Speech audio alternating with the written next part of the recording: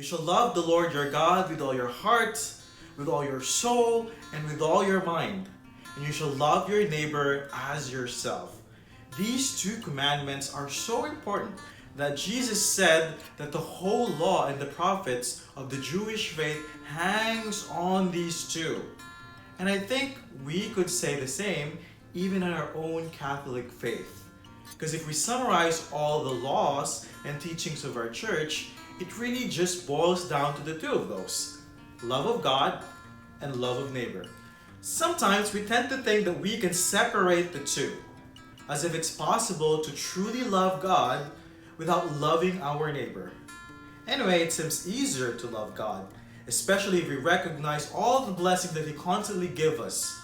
So we pray, we go to church, and fulfill our obligations. But when it's time to love our neighbor, especially those who are very difficult to love, those who annoy us, those who don't think like us, or perhaps those who have hurt us, then the real challenge begins. Because now we have to come out of the comfort zones of the spiritual life and respond to God's call to extend that love for Him to the love and care of His people, our neighbors.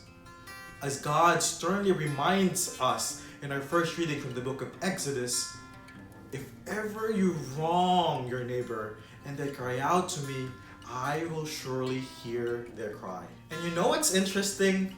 Love of God is that vertical relationship of us and God, while love of neighbor is that horizontal relationship with our fellow human beings.